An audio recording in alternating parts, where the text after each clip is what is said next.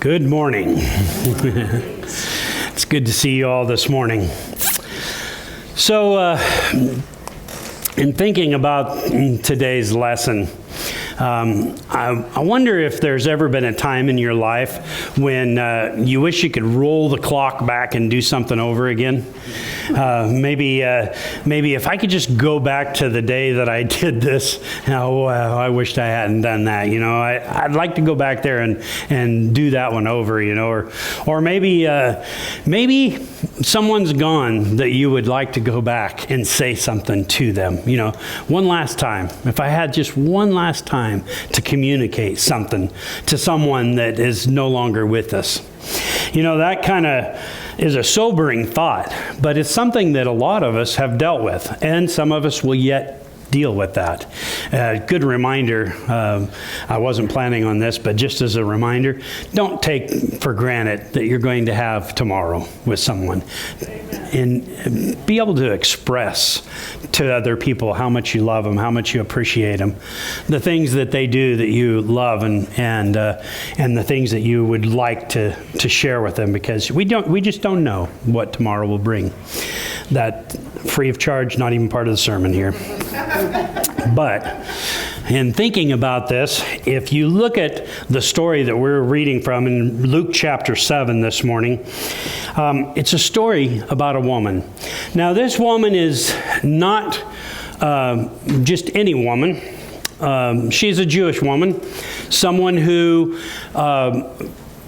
is dependent on her husband or son for her income, because in that day and age, unless you had a big savings of money, you probably were not able to do the things that today a woman can do, things to make income to live on.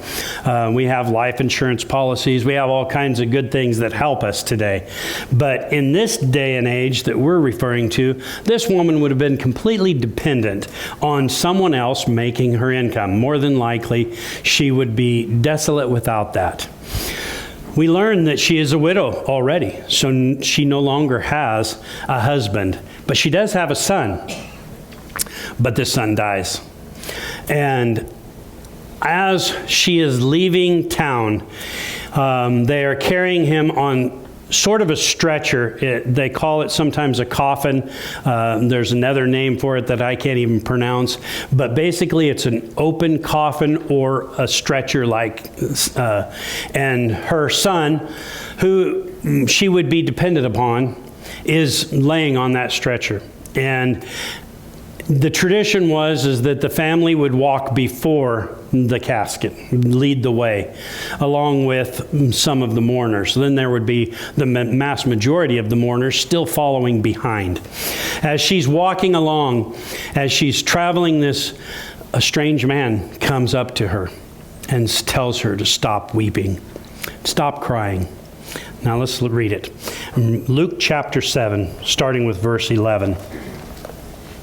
Soon afterward, Jesus went to a town called Nain, and his disciples and a large crowd went along with him. As he approached the town gate, a dead person was being carried out, the only son of his mother, and she was a widow. And a large crowd from the town was with her. When the Lord saw her, his heart went out to her, and he said, "Don't cry." Then he went up and touched the coffin, and those carrying it stood still. He said, "Young man, I say to you, get up." The dead man sat up and began to talk, and Jesus gave him back to his mother. They were all filled with awe and praised God. "A great prophet has appeared among us," they said. "God has come to help his people." This news about Jesus spread throughout Judea and the surrounding countryside. Now, the reason I wanted to read this to you is because I want you to see this picture of this woman walking out of the town. And I'm not sure the length of time, but usually it was less than a day after the death that they would bury their dead. They didn't have the way of preserving that we do today. In some areas, like in Egypt, they would sometimes, for the elite, they would embalm the bodies. But for the most part, the average burial would have taken place less than 24 hours of the death. So it's pretty fresh. And as you know, there is something that happens to us when we are in a hardship, a crisis. We kind of go into a little bit of a trance where we really don't think clearly. We're kind of numb, a little bit beside ourselves, oftentimes not sure. I mean, not even really believing. It's kind of a numb place to be. I picture her in that place, just wondering, maybe thinking to herself, what am I going to do? And mourning, but yet at the same time concerned, anxious, worried about what's to come. And as she walks out of town, out to the burial grounds that was outside of the city limits, as she would walk outside that area, to see a group coming towards you. Now, we have a tradition that if we see a funeral procession coming, you stop. Sometimes you will salute, or you'll stand out and take your hat off as a respect of those who are going by. That used to be more of a tradition than it is today. I think our lives have become so crazy that a lot of times we don't respect that as we should. But I think that probably would have been done then. But yet there's a group coming, traveling. They don't know what's happened. They haven't seen. Now, I have a sneaking suspicion that Jesus knew that he had a purpose, because I got to looking at this on the map, and Nain is not on the way to anything. I don't think Jesus would have been on his way from here to here or here to here. It was like it would have been out of the way for everyone. So I have a sneaking suspicion that he knew what was happening, and he had a purpose for being there. But as he approaches town and he sees this crowd, and he walks up to her, instead of stopping and standing to the side, they approach. And as they approach, he walks up to her, and his heart goes out to her, it says. You see, I wondered to myself when I was reading this story, why did Luke include this story? None of the other Gospels do. Why did Luke choose to tell about this story? And I'm thinking through it, and I'm thinking, if there was a purpose, I mean, there's two other resurrections. They talk about Lazarus, and they talk about the raising of Jairus' daughter. So there's other resurrections that happen that they talk about. But this one is only recorded in Luke. And not only that, but there's something different about this one. And I kept thinking, there's got to be a reason why Luke shared this. And I do believe that one of the reasons why he shared this is because of God's compassion. His heart went out to this woman. As he stops and he tells her, don't cry. There's a movie. It's the main character comes up to the woman who has a bookshop, and he says, don't cry, little shop girl. You guys know this movie, don't you? So the guys don't. The girls do. I watch these movies with my wife, so I happen to know this. But don't cry, little shop girl. That's what I see Jesus coming up to her and just saying, don't cry. It'll be okay. Everything's going to be all right. And I can see this woman saying, you don't know what you're talking about. It's not going to be all right. How can it be all right? But something in the confidence and the assurance of his voice, she stops. And not only does she stop, the stretcher stops. And he walks over and he puts his hand on the young man, or on the casket. And he simply says, get up. He says, his exact word, young man, I say to you, get up. I don't know what that would have been like. But having been to funerals, having experienced that, to think of someone that I know is gone. I know they're dead. For that person to sit up and start talking, I mean, I think I probably would have dropped that casket if I had been one carrying it. At best, I might have turned and run. I might have been shocked by this. But Jesus says, "Get up," and the man begins to talk. A true sign that it's not just a muscle reflection or something like that. This person is truly alive, or he wouldn't be speaking. And so I see this in my mind, and I think, what would that have been like to have witnessed this? You have two groups of people. You have the group of people who are mourning, and some are probably paid mourners that were paid to. It was kind of a strange tradition, but you had to have this certain music and procession, and those people would have probably been hired. And then there would have been the mourners, the true mourners, that would have been following along. And as they're thinking about this, think about it from their perspective. They're seeing this procession, and they're seeing this group of people come in the other direction, and they're saying, what are they doing? What's up? Why are we stopping? And then they see a miracle happen right before them. And they are praising God. What does it say? He says, "And they were filled with awe and praised God. A great prophet has appeared among us." They said, "God has come to help his people." The celebration begins right then, right there. It was, wow, this is awesome. And not only was it awesome, it was something of a promise coming to them. God has sent someone to us. God has come to help us. I don't think they recognized him as Jesus. I doubt that they knew who he was. Some of these people had probably never seen him.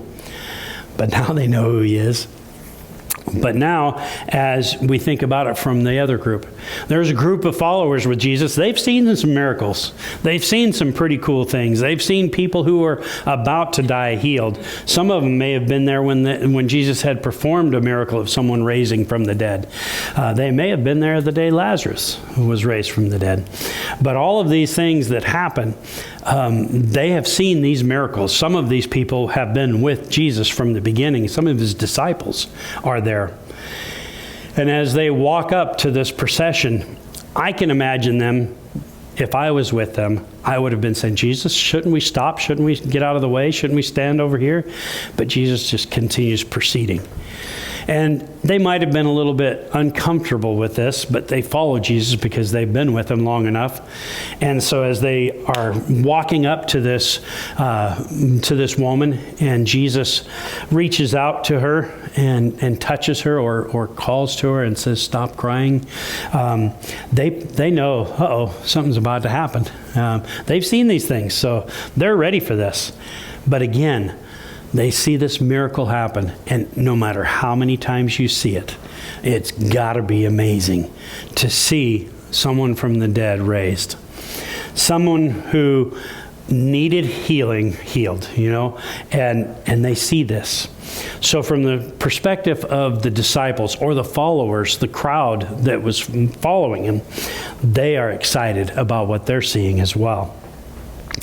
But there's nobody impacted as much as that woman. Well, maybe the son. He was probably but they were impacted. The son and the mother were impacted probably more than anyone else. What would she have said? What would she have done? I mean, I would imagine at that moment all she could have done was just have thrown her arms around her son and just wept into his shoulder. I could just see her just embracing him and squeezing the stuffings out of him because she is just so happy to have him back. I'm not sure all of the things that happened before or after this, but do you think their life changed from that point? They don't tell us exactly what happened, but it says that the news about Jesus spread throughout Judea and the surrounding country. They are just right on the border of Galilee and the Judean country. And so it spread south of everything that had been said and done here in this day. And I can see this being pretty exciting to people. And these people of Nain, out kind of in a remote area, away from the norm, out by themselves. And maybe they haven't even heard yet about Jesus, which is one of the reasons I believe Jesus went to this town. Each time he would do a miracle like this or feed the thousands or whatever, people would say, stay here, stay with us. Don't go anywhere else. And he says, I've got to take the good news to all of these places. And so Jesus is taking the good news to a remote location, and he is spreading the news. You'll notice that when he is in areas where Pharisees and the Sadducees, the leaders of the Jewish nation would have been, he was very much more reserved in doing miracles. And when he did them, he would often tell people, don't tell anyone what you saw, because it wasn't yet his time. But in this remote area, I think he did this so that the news would spread through this area. So why would Luke have recorded what Jesus did here? I think there's two major things that are occurring here. One is that by doing this, Jesus is proclaiming the gospel to the lost. He's sharing with them the good news about Jesus himself. And he is... I think that there is more to this story, that he probably went and taught in their town. I can imagine that as that happened, there was probably runners that turned around and went back to town. Guys, you got to come see this. You know that guy, that boy that was dead? He's now alive. No, come see it. I can imagine that as they crowded around Jesus, wherever they went, probably would have been, here I am. I forgot to put this up. Sorry, Rhonda. She put this slide specially in there so that you could see this countryside that we're talking about. So as you can see, it probably would have been an area that they could have just sat down under a tree or maybe off to the edge of town, or maybe they went back into town. But as Jesus begins to teach them and the crowds begin to mass around, and he shares with them the good news that he has come to save God's people, to deliver them from their sin. The rejoicing that would have happened from the resurrection, but also the celebration of what is going to come with Jesus' news that he's bringing. The second thing that I think we see here is that there is a God of compassion, of caring. So this reminds me of a couple of other stories. In 1 Kings chapter 17, there is a woman whose son became ill and died. And she goes to Elijah and she says, my son has died. And he says, give me your son. And it says in verse 19, he took him from her arms, carried him to the upper room where he was staying, and laid him on his bed. Then he cried out to the Lord, Lord my God, have you brought tragedy even on this widow I am staying with by causing her son to die? Then he stretched himself out on the boy 3 times, and he cried out to the Lord, Lord my God, let this boy's life return to him. The Lord heard Elijah's cry, and the boy's life returned to him, and he lived. Elijah picked up the child and carried him down from the room in the house. He gave him to his mother and said, look, your son is alive. That would have been awesome to have been able to do that. The second story is in 2 Kings chapter 4. And Elisha was talking to his servant Gehazi. Now, he and his servant had been staying in the upper room of this woman and her husband's house, very wealthy people, and so they had built a special room for this prophet who, every time he would come to town, she would invite him to come and eat with them and to share their meals together. And so she built this upper room for him to stay in, and he was so grateful for this. He's like, what can we do for her? She already has lots of money. She doesn't need money. She has everything that she needs. And the servant says, but she needs a son. She doesn't have a son. So Elijah calls the woman and he tells her, in a year from now, you're going to have a son. And I suppose this was probably a little bit like Elizabeth and Sarah, in that neither one quite believed it. Well, she's like, no, don't tease me. Don't lead me on. And he says, no, you're going to have a son. And she does. But a little while later, her son becomes sick. And this is what happened in 2 Kings chapter 4 and verse 18. The child grew, and one day he went out to his father, who was with the reapers. He said to his father, my head, my head. His father told the servant, carry him to his mother. After the servant had lifted him up and carried him to his mother, the boy sat on her lap until noon, and then he died. She went up and laid him on the bed of the man of God, then shut the door and went out. She called her husband and said, please send me one of the servants and the donkey so that I can go to the man of God quickly and return. Why go to him today? He asked. It's not the new moon or the Sabbath. That's all right, she said. She saddled the donkey and said to her servant, lead on, don't slow down for me unless I tell you. So she set out and came to the man of God on Mount Carmel. When he saw her in the distance, the man of God said to his servant Gehazi, go, there's the Shunammite woman. Run to meet her and ask her, are you all right? Is your husband all right? Is your child all right? Everything is all right, she said. When she reached the man of God at the mountain, she took hold of his feet. Gehazi came over to push her away, but the man of God said, leave her alone. She is bitter distress, but the Lord is hidden from me and has not told me why.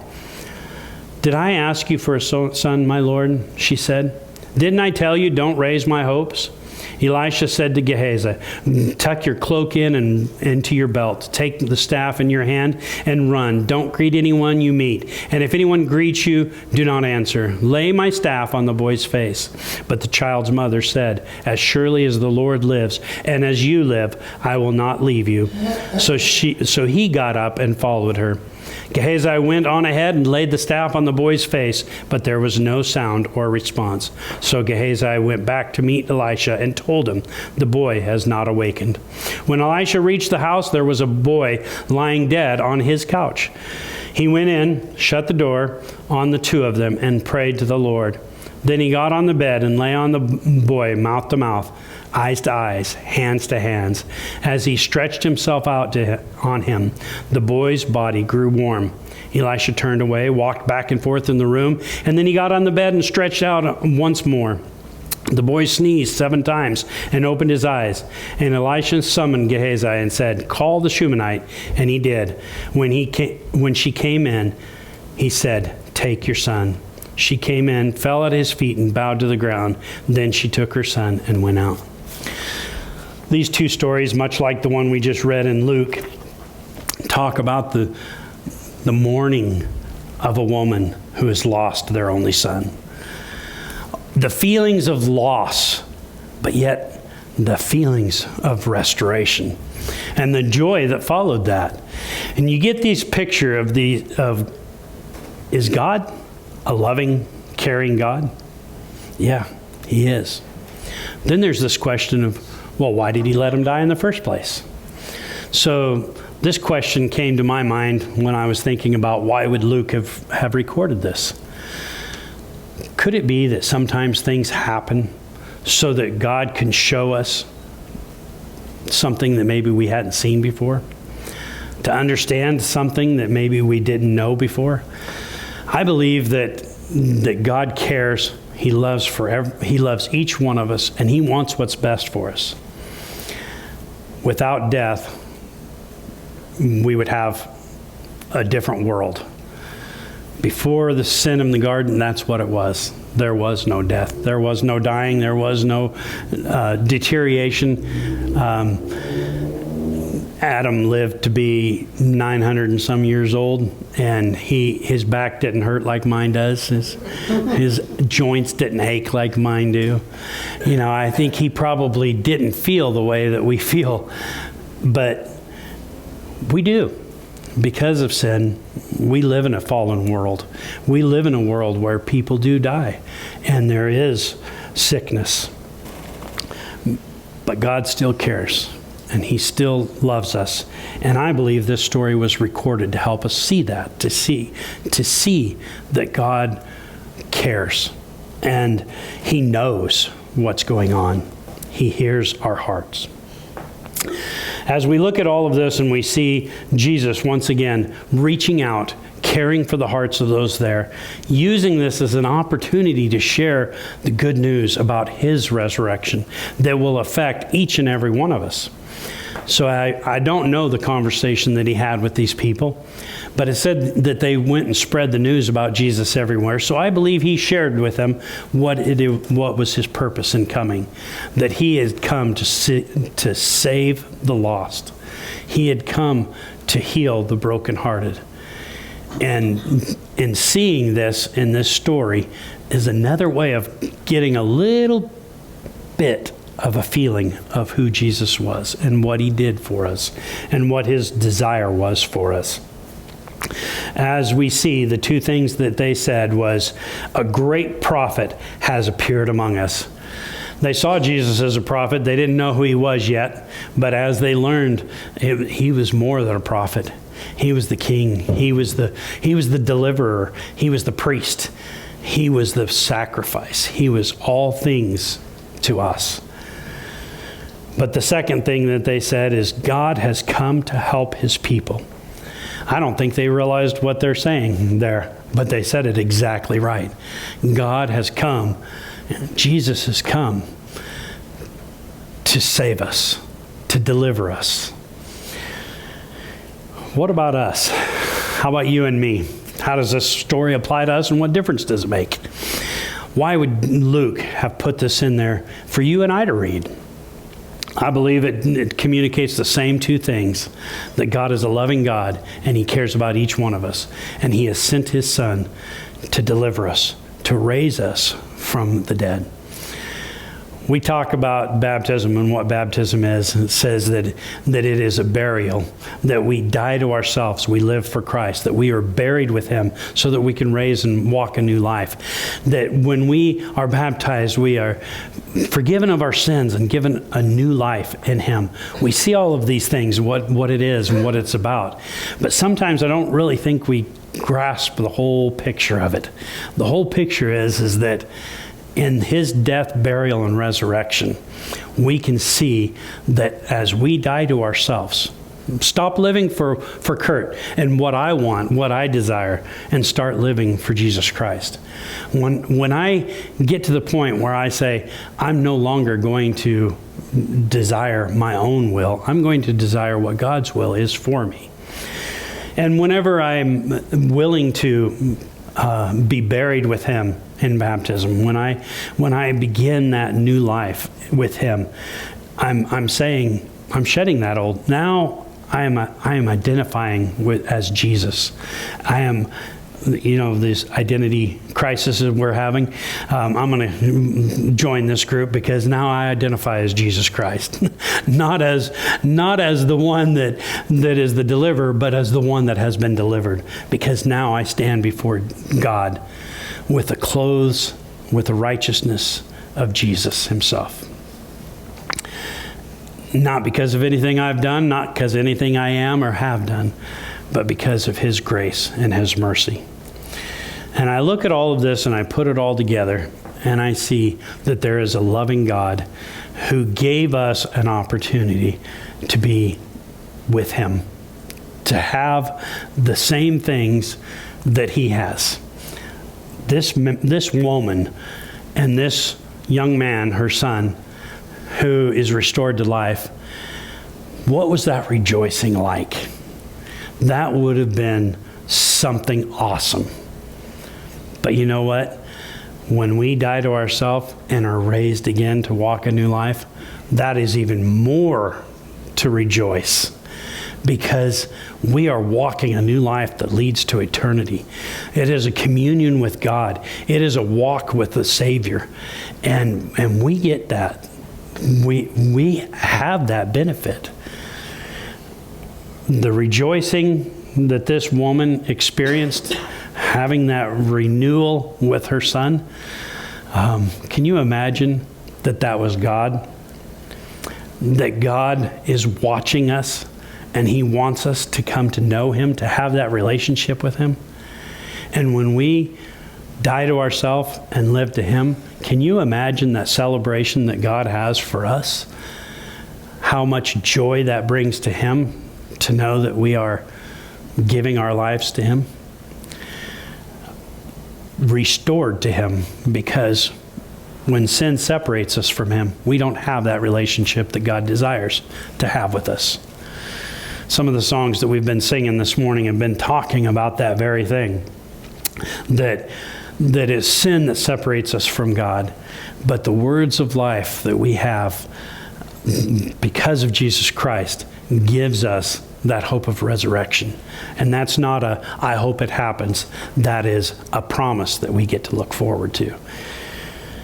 So I look at this story and I think to myself, if I was Luke and I was including a story that would share with you the picture of God's love for us and how much that He wants us restored to Him, I think this is a great picture.